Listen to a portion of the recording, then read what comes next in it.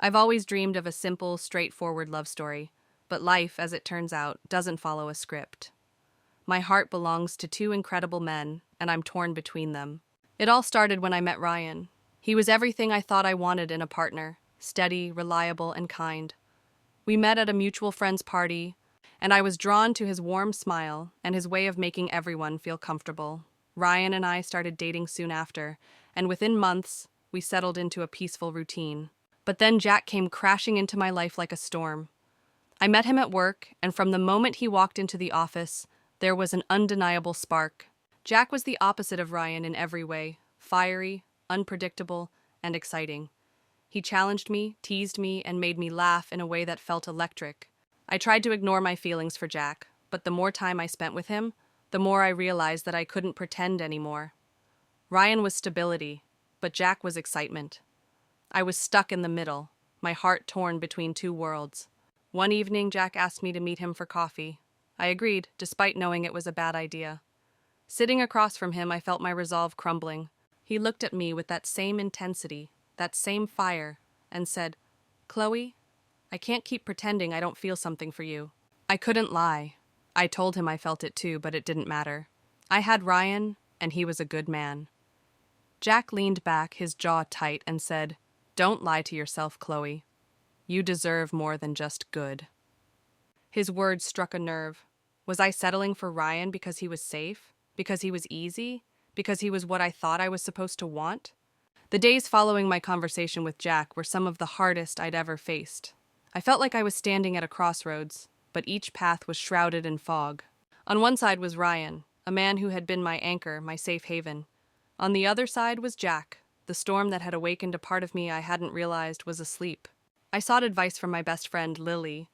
She asked me one question: who are you when you're with them? Which version of yourself feels more real?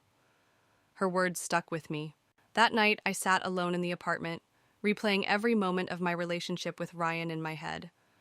I thought about Jack too, about the way he challenged me, pushed me to think differently, to feel differently.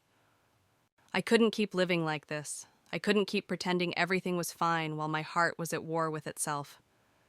I knew I had to face the truth, no matter how painful it might be. The next day, I decided to talk to Jack first. I called him and asked if we could meet. We chose a quiet park, a place where we wouldn't be interrupted. Jack looked at me with that familiar intensity, and I told him how I felt. He listened patiently, his touch warm and grounding. "You deserve to be happy, truly happy," he said, "and if that's with Ryan, I'll respect that. But if it's not, don't settle for less than what makes your heart sing." Tears welled up in my eyes. "Jack, I'm scared," I admitted. Scared of making the wrong choice. Scared of losing everything. "Sometimes," he said softly, "you have to take a leap of faith. Life's too short to live in fear." Later that evening, I sat down with Ryan. My heart felt like it was going to burst out of my chest. He deserved the truth, and I couldn't delay it any longer. I told him everything, about my feelings for Jack, about my doubts and fears. Ryan listened, his expression serious, his jaw tightening. "If there's someone else," he said finally, "I need to know." I hesitated, but I couldn't lie.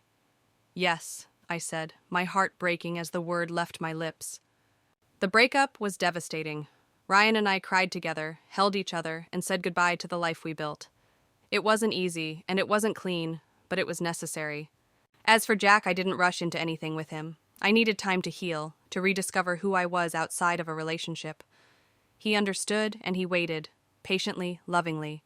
In the end, the decision wasn't about choosing between two men. It was about choosing myself, my happiness, my truth, my freedom. And for the first time in years, I felt like I was finally living,